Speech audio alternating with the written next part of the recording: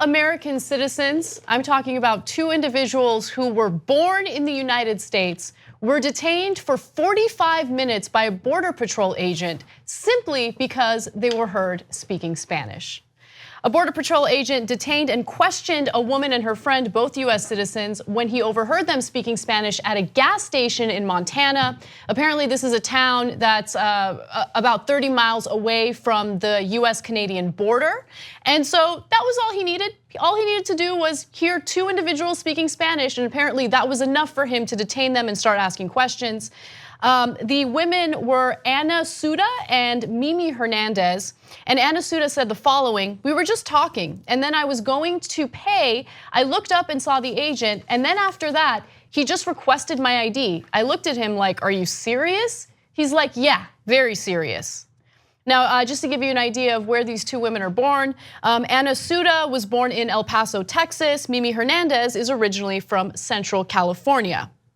So the Border Patrol agent told them, quote, "Ma'am, the reason I asked you for your ID is because I came in here and I saw that you guys are speaking Spanish, which is very unheard of up here."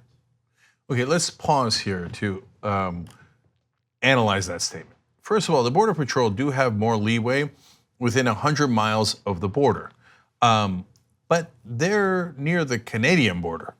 So he's like, since I don't hear Spanish often in rural Montana, I've decided that you crossed the other border, which is thousands of miles away, and somehow snuck all the way up here. What were they trying to do? Get into Canada, right?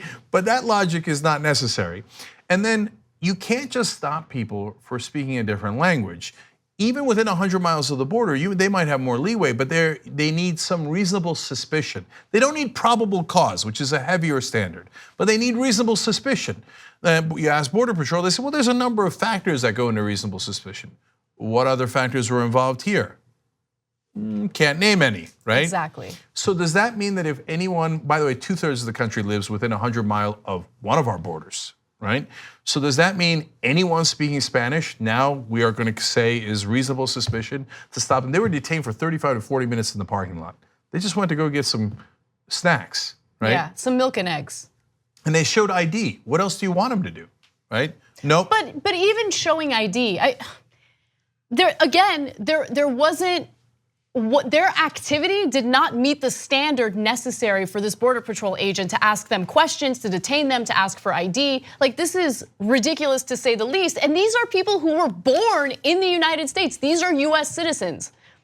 How is this okay, right? So if you are a US citizen, this should outrage you, regardless of where you stand on immigration. Because no one, first of all, no one should be harassed simply because they're speaking Spanish. But I mean, if we create a situation where we allow this type of hatred to just spread, right, especially under the Trump administration, then anyone can just be harassed for doing something as innocent as speaking a foreign language. And by the way, this story made me want to only speak Armenian in public places, right? Just to be defiant. This is outrageous.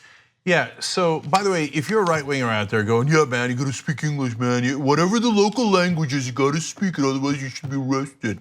And usually, I know you talk like that. So be careful what you wish for, because if you go down to Miami, you might have an agent that says, English is not normally spoken here. So we just had to stop you because it was so abnormal and had to detain you. Do you like the other? Right? By the way, English is also not the official language.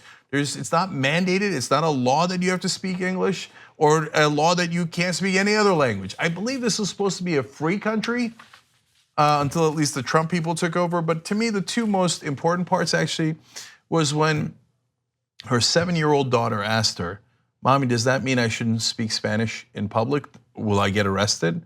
Okay, and then she gave this quote. She said, about the town, Suda did, it's in Montana. It's a nice town. I don't think it's a confrontational people here, but now I feel like if I speak Spanish, somebody's gonna say something to me. It's different after something like this because you start thinking and thinking. And to me, that's the most important part because they put it into your head, you're doing something wrong and we could come after you. And you better know your role and you better know your place. We're in charge and you're not. But the reality is, they're citizens. They're 100% citizens, they're 100% Americans. You don't get to tell them what language to speak, and you don't get to question them. So, and if this cop or Border Patrol agent or any of them are pulling people over when they don't have reasonable suspicion, it's those guys who should be investigated. We still believe in the rule of law in this country. 2 easy ways to follow the Young Turks. One is hit the subscribe button down below, then you're a TYT subscriber. And second is ring the bell. And when you do that on YouTube, you're notified of our videos.